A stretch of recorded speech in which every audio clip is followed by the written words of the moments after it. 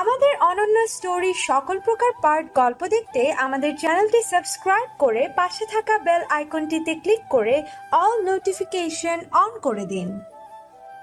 আপনি কী ধরনের বান কাঁধে নিয়েছিলেন? হ্যাঁ, ওই আর কি, একটু ধান বওয়ার চেষ্টা করছিলাম। 2 বার এনেই কাঁধের এই নাজেহাল অবস্থা হয়ে গেছে। দাদা ঠিকই বলতো, বিদেশে যারা থাকে তারা হলো ব্রয়লার মুরগি। কথাটা বলে নিজেই হেসে উঠল ইন্ধন। পঙ্খী খেয়াল করলো ইন্ধন হাসলে তার খোঁচা খোঁচা দাড়ির মাঝে টোল পড়ে।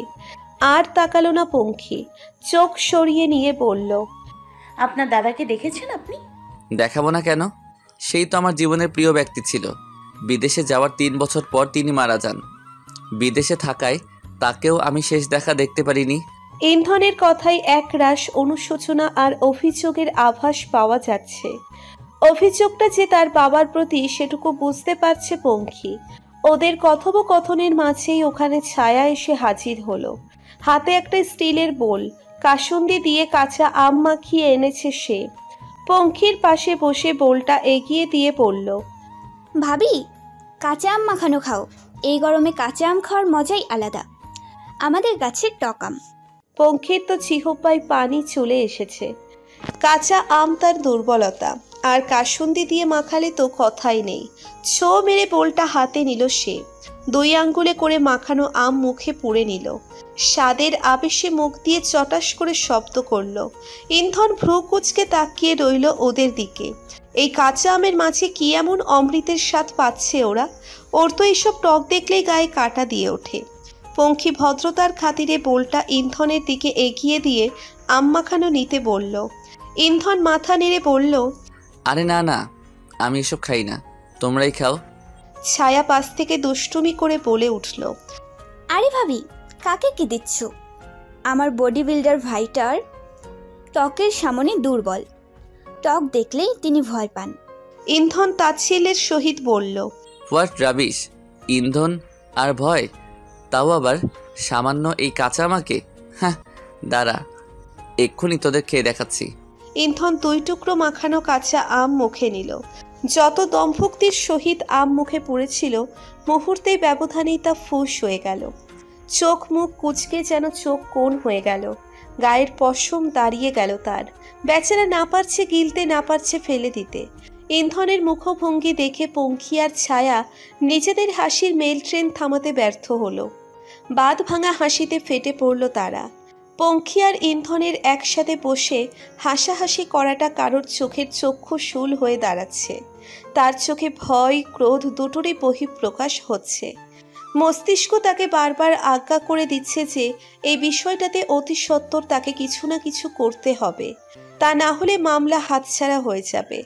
কিছুক্ষণ পর ইন্ধন উঠে গিয়ে কাচারি ঘরের মাঝালে গিয়ে শটান হয়ে শুয়ে পড়ল। ধান উল্টে দেওয়ার সময় হয়েছে। পঙ্খী আর পাখিরা কাজে লেগে পড়ল। কাঠের তৈরি ধান টানার বস্তুকে হরপাট বলে। একজন হরপাট দিয়ে ধান টানছে, আর পঙ্খী সেগুলো ঝাড়ু দিয়ে দিচ্ছে। ধান উল্টানো শেষে একটু ওয়াশরুমে যাওয়ার জন্য বাড়ির ভেতর এলো। রান্নাঘরে সেও রান্না করছিল রাবেয়া। ছেলে আসার পর থেকে সে তার পছন্দের পাকোয়ান বানানোর কাজেই সর্বদা জুটে থাকে। এতেই যেন তার পরম আনন্দ। জাহানারা কোনো কাজে রান্নাঘরে আসলো। রাবেয়া তাকে দেখে প্রফুল্ল মুখে বলল, ভাবি, একটু চেখে দেখো না কেমন হলো। অনেকদিন পর বানালাম তো, বুঝতে পারছি না মিষ্টি পরিমাণ মতো হয়েছে কিনা। কথাটা বলে রাবেয়া চামচে করে সামান্য সেও জাহানারার দিকে এগিয়ে দিতে লাগলো। জাহানারা গম্ভীর কণ্ঠে বলল, আমাকে কেন বলছো? নিজেই দেখো। আরে একটু দেখোই না ভাবি। জাহানারা এবার অসন্তোষের সুরে বলল, এক কথা একবার কইছি না? তোমাকে হয়তো মহানন্দ বাচ্ছে, কিন্তু আমার মনে অত রং নাই। যা ইচ্ছে করো, আমারে জ্বালাইতে আসবা না। কথাটা বলেই জাহানারা চলে যেতে লাগলো। হঠাৎ পাপসের সাথে পা বেঁধে পড়ে গেল সে। পঙ্খী তখন এদিকেই আসছিল। জাহানারাকে পড়ে যেতে দেখে সে দৌড়ে এলো তার কাছে। জাহানারার হাত ধরে তোলার চেষ্টা করলে জাহানারা পঙ্খীর হাত ঝটকা মেরে সরিয়ে দিয়ে ঝাঝালো সুরে বলল, খবরদার, আমার কাছে আসবা না। তোমার না কতবার কইছি আমার সাথে আদিক্ষেতা দেখাবা না। তোমার চেহারা দেখলেও আমার গা জ্বলে। চলে যাও না কে এখান থেকে? কিসের লেখা পড়ে আসো? এক দফা ছেড়ে দিয়ে জাহানারা উঠে চলে গেল। পঙ্খী মলিন মুখে দাঁড়িয়ে রইল ওখানে। রাবেয়া পঙ্খির কাছে এসে বলল, মন খারাপ করে না, আসছে ছেলের শোকে ভাবি এমন হয়ে গেছে। আমারই ভুল হয়েছে, আমার বোঝা উচিত ছিল বাবির মন মানসিকতা এখন ঠিক নেই। আচ্ছা যাই হোক, বাদ দাও সেসব। তুমি একটু চেখে দেখো তো সেওটা কেমন হলো। পঙ্খী চেকে বলল, অনেক ভালো হয়েছে চাচিমা, আপনি সত্যি অনেক ভালো রান্না করেন। আমাকেও একটু আপনার মতো রান্না শেখাবেন? হ্যাঁ হ্যাঁ, কেন নয়। তার আগে তুমি এই ফ্রিজের সেওটুকু খাও। এখন সেই সকাল থেকে কাজ করছো, এখন একটু শান্তি মতো বসে এটা খেয়ে নাও। রাবেয়ার চোরাচুরিতে পঙ্খী মানা করতে পারল না। তার আসলেও ক্ষুধা পেয়েছিল, তাই টুলটা টান দিয়ে বসে রাবেয়ার দেওয়া সেও খেতে লাগলো। গাছের নিচে বসে ছাগলছানা কোলে নিয়ে আদর করছিল ছায়া। এটা ওর নিজের টাকায় কেনা ছাগলের ছানা। স্কুলের উপবৃত্তির টাকা দিয়ে পাশের বাড়ির রহিমা খালার কাছ থেকে কিনেছিল ও। গত 15 দিন পূর্বে সেই ছাগলের দুটো ছানা হয়েছে। ছায়া প্রায় সারাদিনই এগুলোর পেছনেই লেগে থাকে। এদের খাওয়াই, যত্নাদি করে আর আদর করে। ছায়া আর তার ছানার পেয়ার ভরা মুহূর্তে হঠাৎ পেছন থেকে পুরুষালী কণ্ঠে কেউ বলে উঠল, এজন্যই তো বলি আমাদের পুরুষ সমাজ এত অবহেলিত কেন। সিঙ্গেল পোলা দিয়ে দেশ ভরে যাচ্ছে। কোলে নিজের বাচ্চা পালার সময় মেয়েরা যখন ছাগলছানা পালবে তখন এছাড়া আর কি হবে? আচমকা এমন বিদ্রুপপূর্ণ কথা শুনে ছায়া ভ্রু কুঁচকে তড়িৎ গতিতে পেছনে তাকালো। দাঁত কেলিয়ে দাঁড়িয়ে থাকা শাকিলকে দেখে পূর্বের কুঁচকে থাকা ভ্রু আরও কুঁচকে গেল। এতদিন পর আবার এই অসহ্যকর লোকটাকে সে মোটেও আশা করেনি। অতঃপর ছায়া দাঁত কিরমির করে বলল, কি বলতে চাইছেন আপনি? শাকিল গাছের শেকড়ের ওপর বসে বুক ফুলিয়ে একটা হতাশার নিঃশ্বাস ছেড়ে বলল, হ্যাঁ, এটাই তো জ্বালা। আমি কি বলতে চাই, এই সামান্য বিষয়টাই তোর অতি সামান্য মস্তিষ্ক অনুধাবন করতে পারে না। উচ্চ পর্যায়ের গর্ধব হলে যা হয় আর কি। মাথা তো মগজের জায়গায় আছে খালি গরুর চোনা। এই, আপনাকে না বলেছি আমাকে এসব ফালতু কথা বলবেন না। তা এতদিন পর কোন দুঃখে উদয় হলেন? কতদিন একটু শান্তিতেই ছিলাম। এজন্যই তো এলাম। তুই শান্তিতে থাকবি সেটা আমি কিভাবে মেনে নিব? আমার বদহজম হয়ে যায়, বাথরুমে প্রেসার আসে না, বুঝেছিস? ছি, কি সব বাজে কথা বলেন। মুখটা গিয়ে পুকুরের পানিতে চুবিয়ে আসুন, ফালতু লোক একটা। এই সেরি, সাবধানে কথা বলিস। জানিস তুই কার সাথে কথা বলছিস? আমি এখন তোর গ্রামের কোনো সাধারণ ছেলে না। আমি এখন একজন পুলিশ ইন্সপেক্টর। ট্রেনিং শেষে আজই উল্লাপাড়া থানায় আমার পোস্টিং হয়েছে। তাই সম্মান দিয়ে কথা বলবি, না হলে কিন্তু ধরে নিয়ে হাজতে চালান করে দেবো। এমন এমন কেস দিব না যে সারা জীবন জেলেই থেকে বুড়ি হয়ে যাবি। তারপর ওখানে বসে বসে চাক্কি পিসিং অ্যান্ড পিসিং। শাকিলের কথায় ছায়া একটু দমে গেল। ও শুনেছিল শাকিলের নাকি পুলিশের চাকুরি হয়েছে। শাকিল ওদের শরিকানা চাচাতো ভাই হয়। চাকুরি হওয়ার খুশিতে ওর মা মিষ্টি দিতে এসেছিল। সেখান থেকেই ছায়া জানতে পারে। ছায়ার দমে যাওয়া চেহারাটা দেখে শাকিল বাঁকা হেসে বলল, আচ্ছা যাই হোক, তোর মতো শূন্য মগজের লোকের সাথে কথা বলে সময় নষ্ট করার মতো অত সময় নেই আমার। আমার সময় এখন মেলা দাম আছে, বুঝেছিস? আমি ইন্ধনের সাথে দেখা করতে এসেছি। কোথায় ও? ছায়া ভেঙচি কেটে বলল, আমি যেন মরে যাচ্ছি আপনার সাথে কথা বলার জন্য। যান যান, কাচারি ঘরে আছে ভাইয়া। শাকিল ছায়ার কয়েকটা চুল ধরে টান মেরে দিয়ে চলে গেল। ছায়া পেছন থেকে বিড়বিড় করে ইচ্ছে মতো গালির ফোয়ারা ছুটতে লাগলো। কাচারি ঘরের মাঝালে শুয়েছিল ইন্ধন। শাকিল এসে হাসি মুখে বলে উঠল, বিদেশ গিয়া বন্ধু তুমি আমায় ভুইল না। কল কইরো, টেক্সট কইরো, ভিডিও কইরো, জানাইও ঠিকানা। বাট আফসোস, আমার হারামি ভাই কম বন্ধু সব ভুইলা গেছে। বিদেশের গড়ে গড়ে মুখরে পেয়ে কালা কালা চশমা দীক্ষা এই বন্ধুরা ভুইলা গেছে। ইন্ধন হেসে উঠে বলল, তুই আর বদলালি না, এখনো সে ড্রামাবাজি রয়ে গেলি। তোর তো পুলিশ বাদ দিয়ে ফিল্মে ট্রাই করা উচিত ছিল। সবার কপাল কি আর তোর মতো রে ভাই? বাপের উষ্টা খাইতে খাইতে শেষমেশ পুলিশে জয়েন করতেই হলো। তাইলে তো বোধ হয় তোর টেবিলের তলের আদান প্রদান শুরু হয়ে গেছে, তাই না? তবা তবা আস্তাগফিরুল্লাহ, কি কস এগুলো? আমার মতো ইমানদার ইজ্জতদার পুলিশের নামে এমন অপবাদ দিতে পারলি তুই? কলিজায় চোট পাইলাম। বাস কর শালা, আর কত ফুটেজ খাবি? উল্টো কাঁচিতে গোয়া কাটোস কে শালা? তো আমার তোরে বানানোর পরম ইচ্ছা। ওই আমার বোনের দিকে নজর দিলে খবর আছে তোর। আরে নজর দিব কেন? আমি তো পুরো আমোটারেই দিয়ে দিতে চাই, কিন্তু তোর গর্ধব বোন বুঝলো তো, বুদ্ধি বিতরণ করার সময় ওইটা বোধ হয় বাত পইরা গেছিল। শাকিলের কথাই হেসে দিল ইন্ধন। শোবার পূর্বে নিজের রুমের জন্য জগ ভরতে এসেছিল পঙ্খী। রান্নাঘরের দরজায় আসতেই কিছু কথোপকথন কানে আসে ওর। বাড়ির কামলা কলিম এসেছে কাজের মেয়ে চুমকির কাছে। একটা প্যাকেট চুমকির দিকে এগিয়ে দিয়ে বলছে, এই চুমকি রানী, দেখ তোর নায়িকা কি আনছি। কি আনছো? আজ বিয়ারার মেলায় গেছিলাম, হেকেন থেকে তোর লাইগা ঠোঁট পালিশ আর নখ ফালিক আনছি। এই দেখ। সত্যি? তোর আমার কথা মনে আসিল? থাকবো না, তুই ছাড়া আমার আর কেডা আছে? আমি তোক ফ্রেম করি না? চুমকি লাজুক হাসি দিয়ে বলল, যা, কি কইস এসব? আমার শরম করে। শরম কিসের? আমি তো তোকেই বিয়া করবো। মা কইছে চুয়ারি ঘরটা দিয়াই তোক ঘরে তুলবো। আচ্ছা, কালকে তুই এই ঠোঁট পালিশ আর নখ পালিশ মাইকা আল্লাহ সাইজা থাকিস, তোকে বেড়াইতে নিয়ে যায় মুনি। আচ্ছা। ওদের প্রেমালাপে আর ব্যাঘাত ঘটালো না পঙ্খী। মুচকি হেসে সরে এলো ওখান থেকে। মনে মনে ভাবলো, ভালোবাসা বুঝি এমন মিষ্টি হয়? জীবনে ভালোবাসাটাই মূল্যবান সম্পদ, যা সবার কপালে জোটে না। আমার জীবনে হয়তো এই সুন্দর অনুভূতির জায়গা কখনোই হবে না। এই বেরং জীবনে কেউ রং ছড়াতে আসবে না। একটা দীর্ঘশ্বাস ছেড়ে নিচের রুমের দিকে যেতে লাগলো পঙ্খী।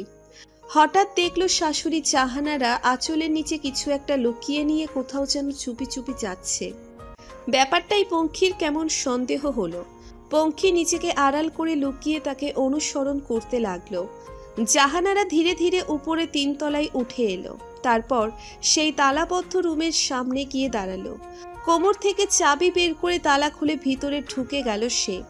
ভেতরে ঢুকে দরজা লাগিয়ে দিলেন। পঙ্খী বিস্মিত হয়ে গেল। ও তো জানতো এই রুমে কেউ যায় না, তাহলে উনি কেন গেলেন? নানান ভাবনার গোলক ধাঁধা মাথায় ঘুরপাক খাচ্ছে ওর। পঙ্খী দাঁড়িয়ে অপেক্ষা করতে লাগলো। প্রায় মিনিট 20 পর জাহানারা পেরিয়ে এলো। আবারও তালা আটকে দিয়ে নিজের চোখ মুছতে মুছতে ফিরে এলেন তিনি।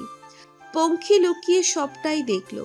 একবার ভাবলো শাশুড়িকে জিজ্ঞেস করবে, পরে ভাবলো এটা ঠিক হবে না। তিনি তো দেখতেই পারেন না, কিছু জিজ্ঞেস করলে উল্টে আরো বকাঝকা করবেন। পঙ্খী আপাতত নিজের রুমে চলে গেল। তবে মাথায় চলতে থাকলো তার ভাবনার বেড়াজাল।